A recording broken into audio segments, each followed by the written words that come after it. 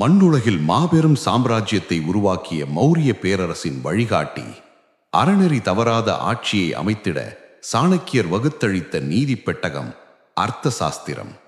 வரலாற்றின் பக்கங்களில் குற்றவாளிகளை கையாள்வதிலும் நீதியை நிலைநாட்டுவதிலும் சாணக்கியரின் அணுகுமுறை எப்படி இருந்தது? குறிப்பாக களவு மற்றும் பாலியல் குற்றங்களை விசாரிப்பதில் அவர் வகுத்த கடுமையான அதே சமயம் தார்மீக நெறிகள் என்ன? அர்த்த சாஸ்திரத்தின் 11ஆம் அத்தியாயம் நமக்கு ஒரு தெளிவான வழிகாட்டுதலை வழங்குகிறது. சந்தேகத்தின் அடிப்படையில் ஒருவரை கைது செய்வதிலிருந்து கொடிய குற்றவாளிகளுக்கு வழங்கப்படும் கடும் தண்டனைகள் வரை, யாரை துன்புறுத்தக்கூடாது, யாரை விட்டுவிடக்கூடாது, சமூக ஒழுக்கத்தை பேணிக் காக்கும் சாணக்கியரின் தண்ட நீதி குறித்து விரிவாக காண்போம் இந்த தொகுப்பில். 11ஆம் அத்தியாயம் களவு மற்றும் பாலியல் சம்பந்தமான குற்றங்களும் அதனை சார்ந்த விசாரணை முறைகளும் அதற்கான தண்டனை முறைகளும். குற்றங்களை விசாரிப்பதை பற்றி அர்த்த சாஸ்திரம் இவ்வாறு கூறுகிறது. அதாவது, ஒருவர் குற்றம் செய்ய பயன்படுத்திய ஆயுதங்களோடு பிடிபட்டால் அன்றி ஒருவரை கைது செய்யக்கூடாது.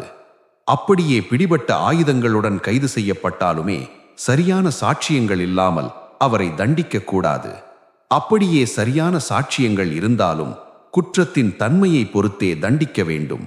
அதிலும் குற்றத்தை விசாரணை செய்ய தண்டத்தை கையில் எடுத்தாலும், அதாவது அடித்து விசாரிப்பது கூட, அதற்காக கீழ்க்கண்ட நபர்களை துன்புறுத்தக்கூடாது. 1. சில்லறை குற்றத்தில் சந்தேகத்தின்படி கைது செய்யப்பட்டவர்கள். 2.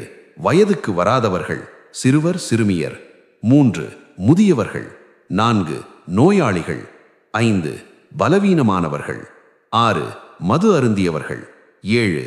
பித்து பிடித்தவர்கள். 8. நீண்ட பயணத்துக்கு பிறகு பசி தாகம் களைப்பில் அவதிப்படுபவர்கள். 9. அதிக அளவில் உணவு உண்டவர்கள் ஆனவர்களும். 10. கர்ப்பிணிகளும் குழந்தை பிரசவித்து 1 மாதமே ஆகிய மேற்கண்டவர்களை சித்திரவாதை என்ற பெயரில் துன்புறுத்தல் கூடாது என்று கௌட்டில்யர் கூறுகிறார். அவ்வாறு துன்புறுத்துதல் அந்நாட்டு அரசனின் தர்மத்துக்கு இழுக்கு என்று எடுத்துரைக்கிறார். 1. கொடிய குற்றவாளிகளை கூட 1 விட்டு 1 நாள் என்ற கணக்கில் அனுமதிக்கப்பட்ட நாட்களில் 1 முறை மட்டுமே துன்புறுத்தலாம். அதே சமயத்தில் சித்திரவாதை மரணத்தை விளைவித்து விடக்கூடாது. அப்படி நேர்ந்தால் அதற்கு பொறுப்பாளர் யாரோ அவர் கடுமையாக தண்டிக்கப்படுவார் என்று கௌட்டில்யர் மேலும் விளக்குகிறார். கீழ்க்கண்ட வகையினரை துன்புறுத்துவதில் தவறில்லை என்றும் கௌட்டில்யர் ஒரு பட்டியலை தருகிறார். அவை பின்வருமாறு: 2.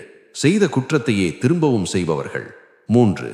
திருட்டு அல்லது கொள்ளை நிகழ்த்தும் பொழுது பிடிபட்டவர். 4. திருட்டு பொருட்களுடன் பிடிபட்டவர். 5.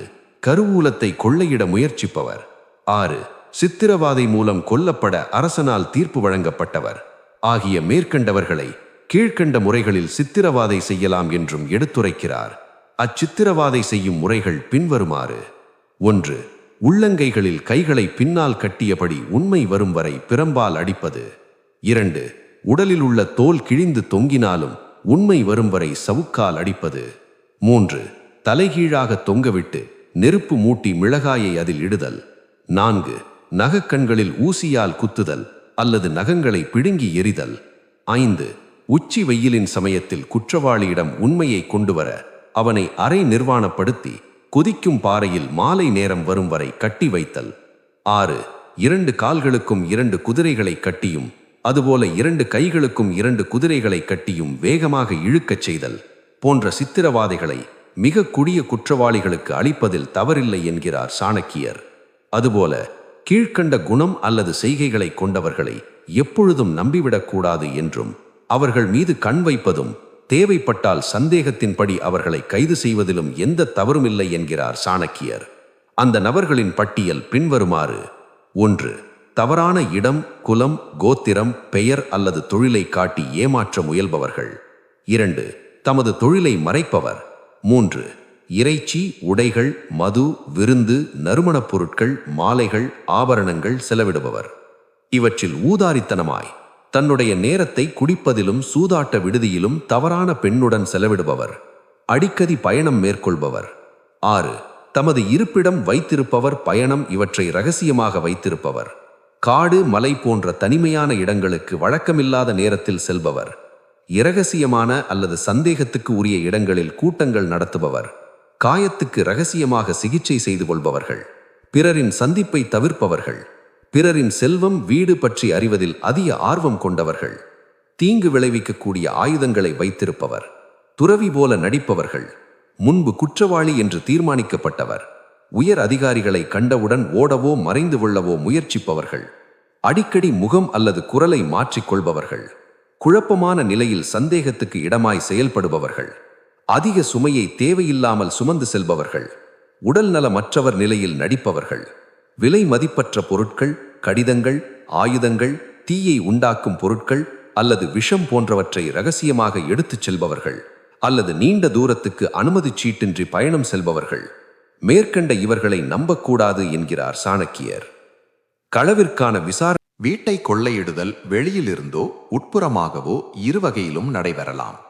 கதவுகளைத் தவிர பிற வழிகள், கதவு உடைப்பு, துளையிடப்பட்ட கதவு, உடைந்த சாளரங்கள், கூரையின் மூலம் நுழைவதற்கு ஏற்படுத்திய வழி, ஏறவோ இறங்கவோ சுவரில் அமைக்கப்பட்ட அடையாளங்கள், திருட்டுப் பொருட்களை புதைக்கவோ எடுத்துச் செல்லவோ முயன்ற தடயங்கள், இவற்றை சோதனையிடுவதன் மூலம் திருடன் உள்ளே நுழைந்த அல்லது வெளியே சென்ற வழியை கண்டறியலாம். உடைக்கவோ அறுக்கவோ பயன்படுத்திய ஆயுதங்கள் வீட்டின் உட்புறத்தில் காணப்படுமெனில் திருட்டு வீட்டின் உள்ளேயே நடந்திருக்கும். இல்லையெனில் அது வெளிப்புறம் இருந்து நடத்தப்பட்ட திருட்டாக இருக்கும். இருபுறங்களிலும் கிடைக்கக்கூடிய தடயங்களிலிருந்து வீட்டின் உட்புறமும் வெளிப்புறமும் ஆட்கள் செயல்பட்டதை அறியலாம். வீட்டில் உள்ளவர்களில் எவரும் திருட்டில் சம்பந்தப்பட்டிருக்கலாம் என்ற சந்தேகம் எழுகிற போது பின்வருபவர்கள் விசாரணைக்கு உட்படுத்தப்படலாம்.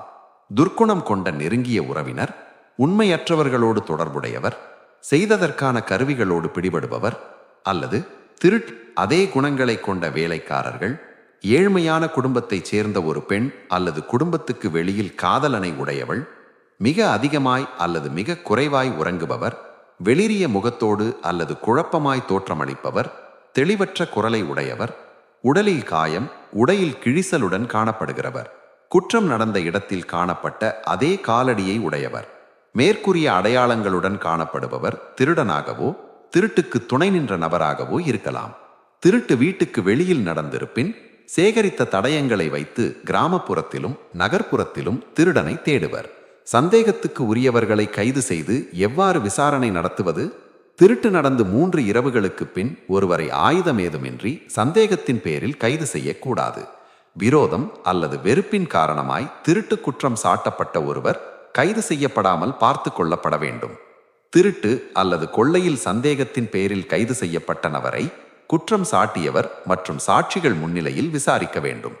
குற்றம் சாட்டப்பட்டவரின் பெயர், சொந்த ஊர், சாதி, குடும்ப பெயர், தொழில், பொருளாதார நிலை, நண்பர்கள், உறைவிடம் பற்றிய தகவல்களை கேட்டறிந்து பிறகு மற்றவர்களிடம் விசாரித்து உண்மையை உறுதி செய்து கொள்ளலாம். குற்றம் நடந்த அன்று குற்றவாளி என்ன செய்து கொண்டிருந்தார், கைது செய்யப்படும் வரை எங்கிருந்தார் போன்றவை விசாரித்து அறிய வேண்டியது. அவர் குற்றமற்றவர் என்பதை நிரூபிக்க போதிய ஆதாரங்கள் இருந்தால் அவரை விடுதலை செய்துவிட வேண்டும். இல்லையெனில் அவரை துன்புறுத்தலாம். சந்தேகம் உறுதி செய்யப்பட்ட நிலையில் நிரூபிக்க உதவும் கீழ்க்கண்ட சான்றுகளான திருட்டு கருவிகள், ஆலோசனை வழங்கியவர்கள், திருடப்பட்ட பொருட்கள் போன்றவற்றை அளிக்குமாறு கேட்கலாம். தடயங்கள் ஏதும் நிரூபிக்கப்படாத நிலையில் குற்றவாளி விடுவிக்கப்படலாம். அதை விட்டு சித்திரவதையின் மூலம் ஒருவருக்கு குற்றவாளியாய் அறிவிக்க கூடாது. மொத்தத்தில் ஒருவருக்கு தண்டனை அளிக்கும் முன் நம்பத்தக நிரூபணம் இருப்பது அவசியமாகும். பாலியல் குற்றங்களான கற்பழிப்பு பற்றி கூறுவது. குருவின் மனைவியோடு உறவு வைத்துக் கொள்ளுதல் மன்னிக்கப்படாத குற்றமாகும். அதற்கு விமோசனமே கிடையாது. அதுபோல ஒரு குருவும் தனது அனைத்து சிஷ்யர் அல்லது சிஷ்யை மகனைப் போலவும் மகளைப் போலவும் பாவிக்க வேண்டும். பாலியல் குற்றங்களை செய்யும் பொழுது அளிக்கப்படும் தண்டனைகள் பற்றி கௌடில்யர் கூறுவது. 1. அரசியுடன் உடலுறவு கொண்டு பிடிபடும் ஒருவன் உயிரோடு கொதிக்கும் நீரில் வேக வைத்து சாகடிக்கப்பட வேண்டும். அந்த அரசியும் அவ்வாறே சுண்ணாம்பு காலவாயில் வேக வைத்து சாகடிக்கப்பட வேண்டும். 2. வயதுக்கு வராத பெண்ணை கர்ப்பழிப்பவனுக்கு ஆண்குறியை துண்டிப்பதுடன் அவன் 400 பணம் அபராதம் செலுத்துதல் வேண்டும். அல்லது அந்த பெண் விரும்பினால் அவளை மணக்கலாம். மேற்கண்டவை தவிர கௌடில்யர் காலத்து இதர தண்டனை வகைகள். கௌடில்யரின் அர்த்தசாஸ்திரத்திற்கு தண்டநீதி என்ற ஒரு பெயரும் உண்டு. இதற்கு காரணம் கௌடில்யர் காலத்தில் கடுமையான தண்டனைகள் அளிப்பதின் மூலம் சமூக ஒழுங்கு பராமரிக்கப்பட்டது. மக்களின் தவறான நடத்தை, பொது இடங்களில் சேதம் விளைவித்தல், நாட்டின் வருவாயில் இழப்பை ஏற்படுத்துதல் போன்றவற்றை தடுப்பதற்காகவும் வெறுப்பு, கலகங்கள், புரட்சிகளை தவிர்ப்பதற்காகவும் தான் மேற்கண்ட கடுமையான சட்டங்களை கௌடில்யர் இயற்றியுள்ளார். என்றாலும் தண்டனைகள் மிக எளிமையாகவோ மிக கடுமையாகவோ இருக்கக்கூடாது. சூழ்நிலைக்கு ஏற்ப தண்டனைகளை மாற்றலாம். துன்பத்தில் இருக்கும் ஒருவருக்கு எப்பொழுதும் கருணை காட்ட வேண்டும். அறியாமையில் செய்யப்பட தவறுகளுக்கு எளிய தண்டனைகளே வழங்கப்பட வேண்டும் என்பன போன்ற விதிகளையும் கௌடில்யர் அர்த்தசாஸ்திரத்தில் வரையறுத்து உள்ளார். அதன்படி 10க்கும் மேற்பட்ட கால்நடைகளை திருடிச் சென்றதாக குற்றம் நிரூபிக்கப்பட்டால் குற்றவாளிக்கு சித்திரவதையற்ற மரண தண்டனையை நிறைவேற்ற வேண்டும். நீர்நிலைகளுக்கு சேதத்தை ஏற்படுத்தினால் அதே நீர்நிலையில் மூழ்கடிக்கப்பட்டு மரணத்தை குற்றவாளிக்கு அளித்தல் வேண்டும். அரசனுடைய யானையை திருடுதல் அல்லது கொல்லுதல் கழுவு மரத்தில் ஏற்றப்பட்டு குற்றவாளி கொல்லப்பட வேண்டும். அறியாமையால் செய்யும் பிழைகளுக்கு மன்னிப்பும் திட்டமிட்டு செய்யும் குற்றங்களுக்கு கடுமையான தண்டனையும் வழங்குவதே சீரான நீதிமுறை. ஒரு நாட்டின் வலிமை அதன் இராணுவத்தில் மட்டுமில்லை, அங்கு நிலவும் நீதியில்தான் இருக்கிறது என்பதை உலகுக்கு உணர்த்தியவர் சாணக்கியர். இந்த தொகுப்பில் நாம் கண்ட அர்த்தசாஸ்திரத்தின் 11ஆம் அத்தியாயம் குற்றமற்ற சமுதாயத்தை உருவாக்க அவர் கண்ட கனவின் ஒரு பகுதி. இந்த வரலாற்று தகவல்கள் உங்களுக்கு பயனுள்ளதாக இருந்திருக்கும் என நம்புகிறோம்.